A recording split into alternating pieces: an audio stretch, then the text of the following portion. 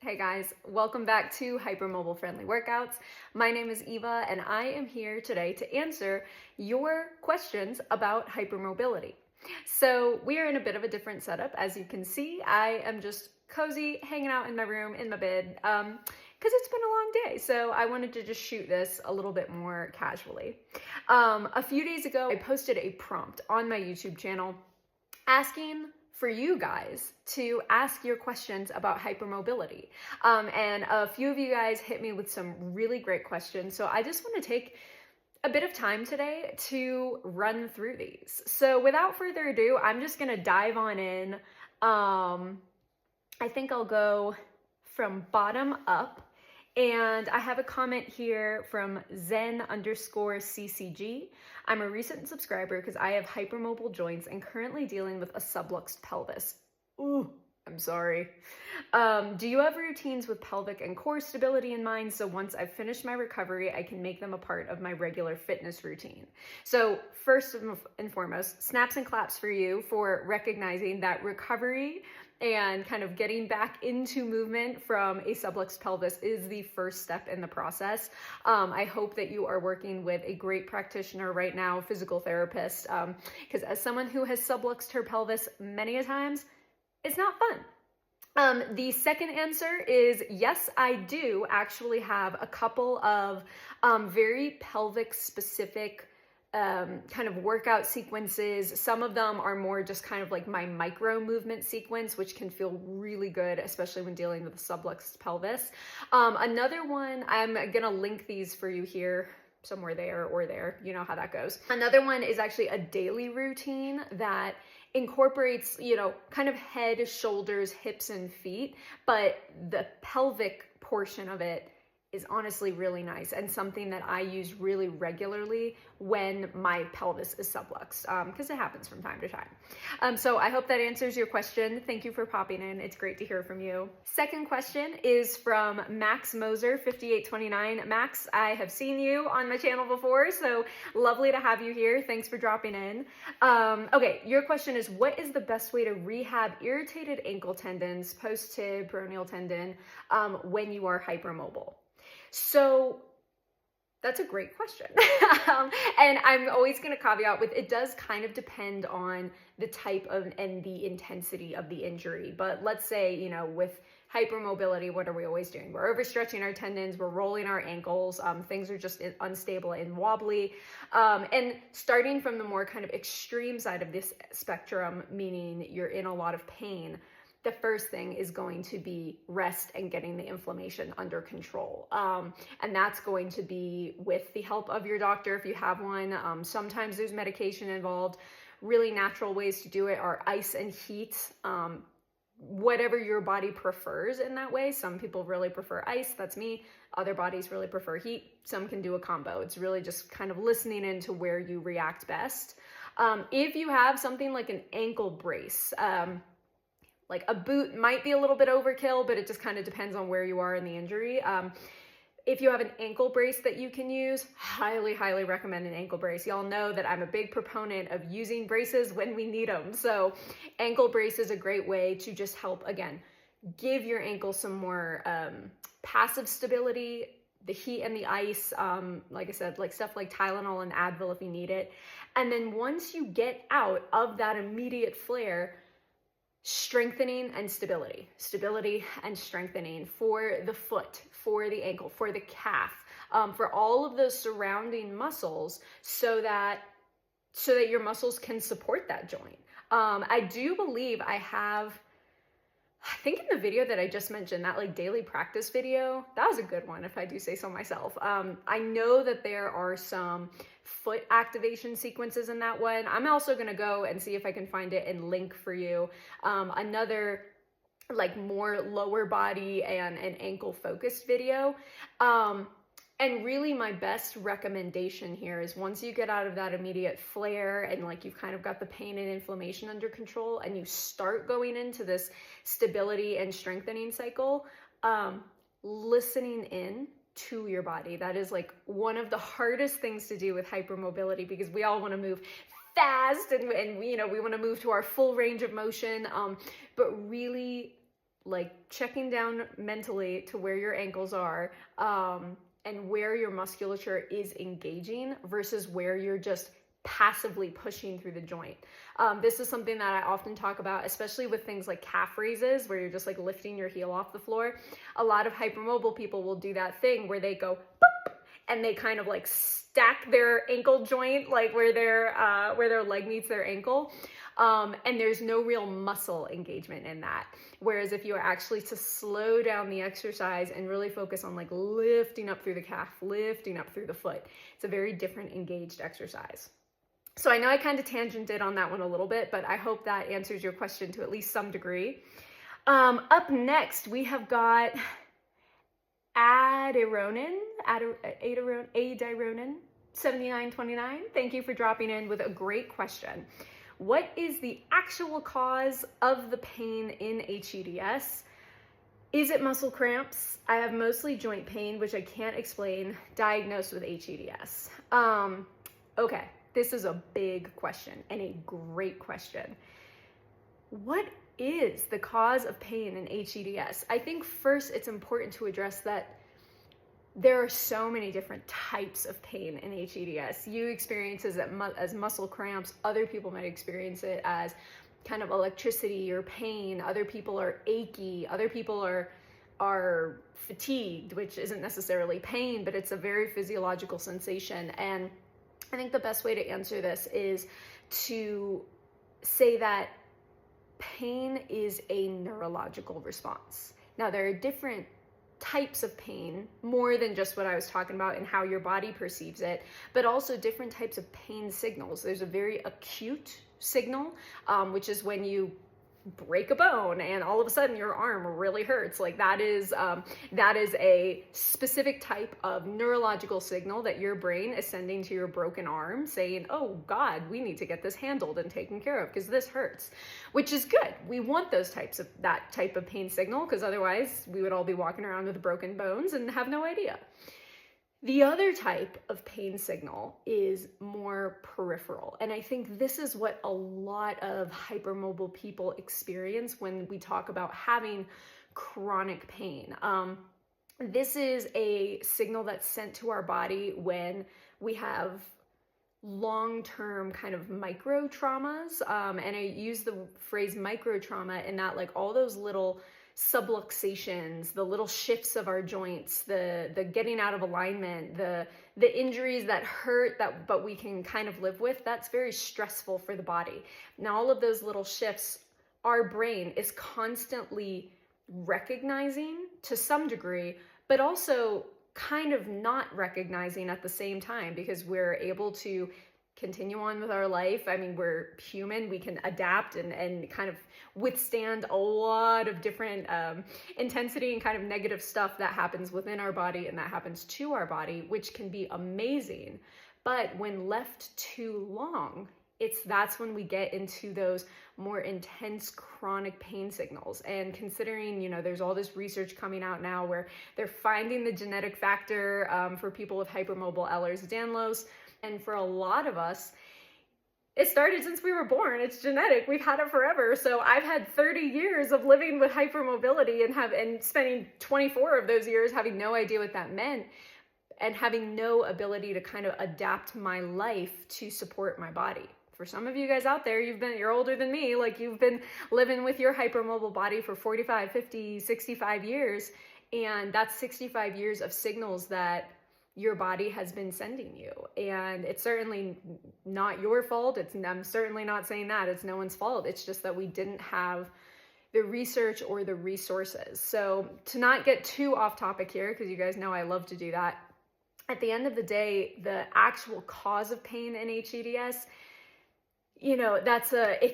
this is one of the beautiful things and the most annoying things about this particular disorder, is that it's so individualized, because some people are going to experience pain like our Zen CCG because they have an actual subluxed out of socket joint that they're dealing with right now. Other people are going to deal with the more chronic stress on their system that is going to eventually cause pain signals or things like numbness and tingling, for any of you guys who maybe deal with that in like your hands or in sciatic forms.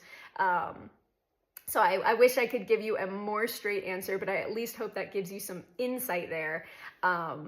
Because yeah, the pain that can come with HEDS, with muscle cramps, just to give you something a little bit more specific, might also be useful to maybe check into your electrolyte consumption, or if you can get any sort of blood testing that will measure your internal like levels of magnesium and just sodium. Because muscle cramps could also be a hydration thing. I don't want to boil it down to that, but I do just want to throw that out there as an option. Because yeah, the muscle cramp situation, but it can also be, oh God, I'm going to tangent here, guys. Sorry. It can also just be due to joint instability. And that'll be your body's reaction to trying to maintain your joint stability. I talk about this a lot in terms of like hypertonic versus hypotonic. A hypertonic might experience more muscle cramps or muscle twitching because their joints and their bodies are their muscles are literally trying to like pull their joint back into the socket, because the tissues, the tendons and the connective tissue isn't doing the job for them. So that could also be a cause of like the muscle cramps. But I would also check your water consumption. Very, very important one, and a very easy one to just uptake your water. Okay, let's go into Theos, 1961. Lovely to have you here as well. Thank you for the work you do. Oh, you're very welcome. I geek out about this stuff. It's super interesting. So, I just recently got in my first custom wheelchair. However, I find the standard metal pushrooms very hard to get traction on or effectively push without hurting my hands. I have a lot of chronic joint pain, and many of my thumb and wrist joints love to subluxate. Isn't that fun? And dislocate without any rhyme nor reason. I have a power assist, which helps, but it can't do everything for me. Do you have any tips or ways that I can adapt my push style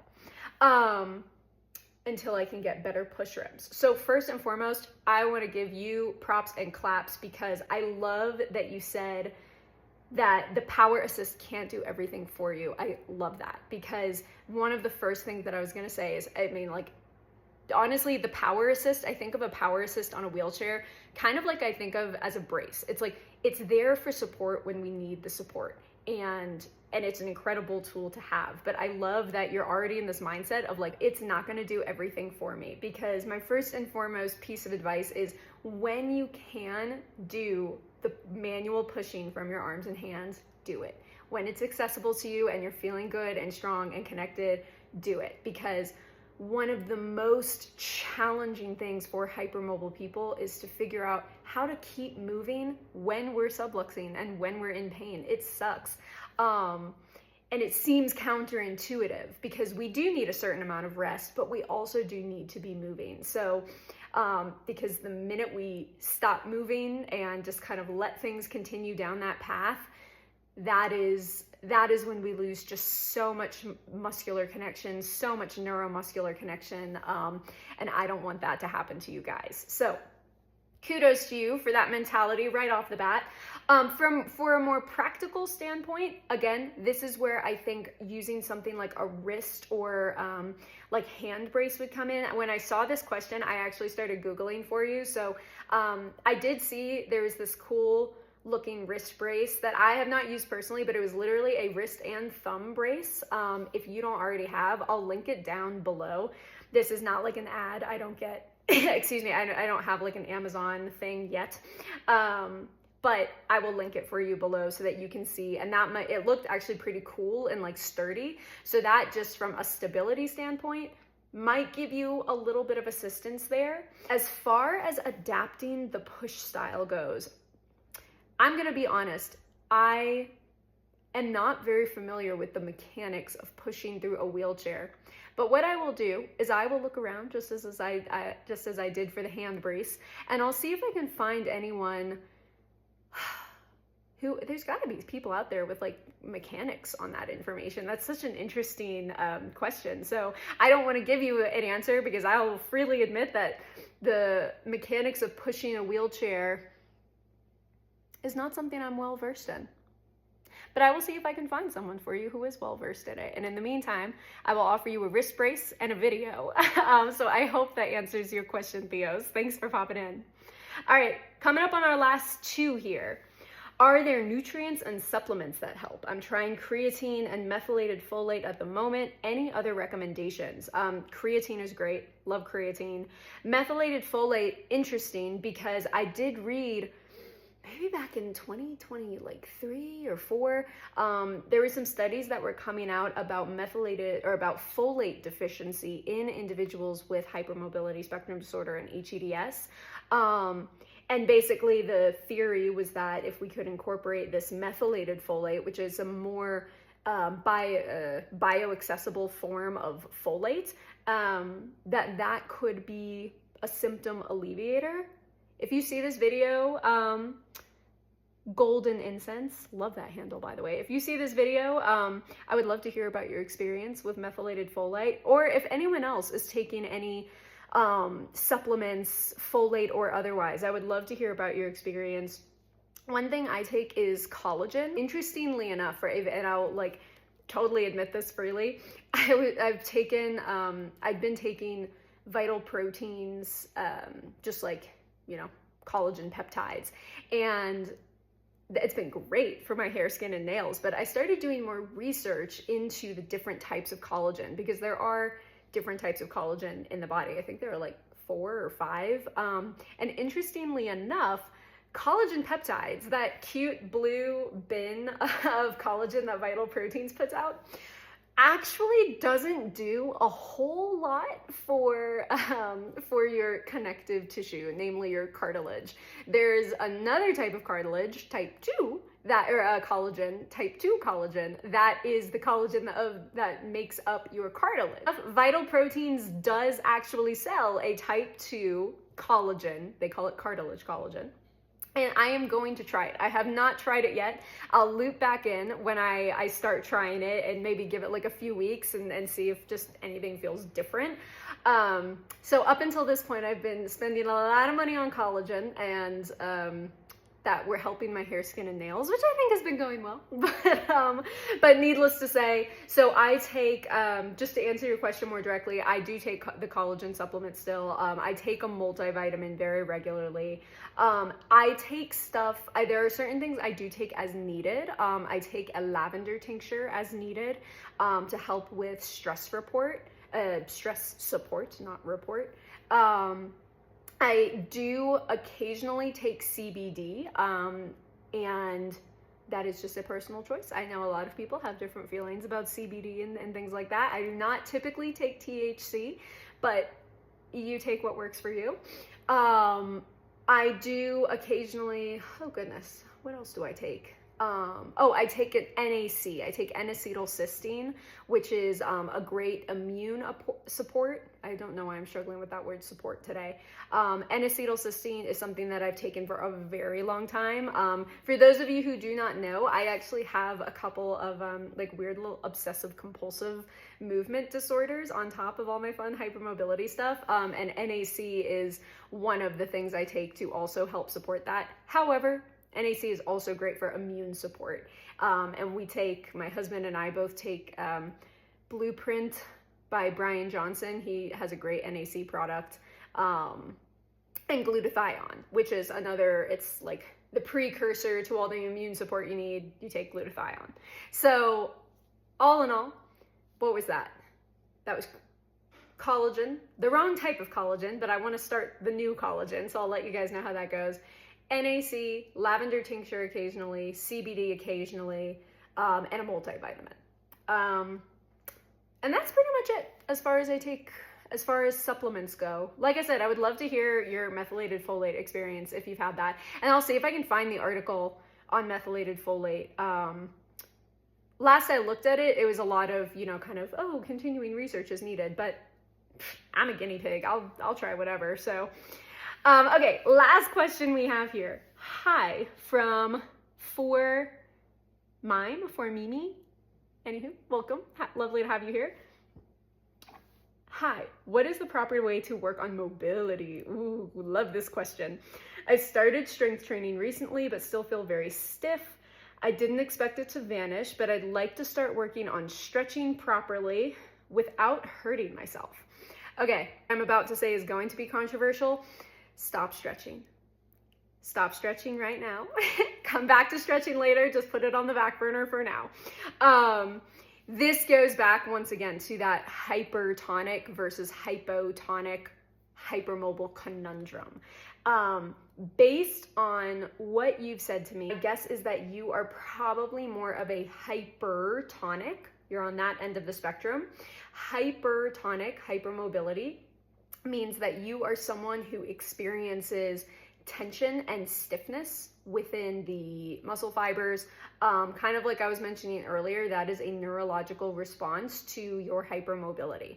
And that is your body's way of your brain telling your body like, oh, hey, no, like we're not super stable right now. Like we've got to tighten up to make sure everything stays together. That's the end of the spectrum that I also happen to be on. Then there's hypotonic, and hypotonic, I've said in previous videos, is the type of hypermobility where you're like, you know, stereotypically like bendy and loose and gumby, and you might experience dislocations way more easily.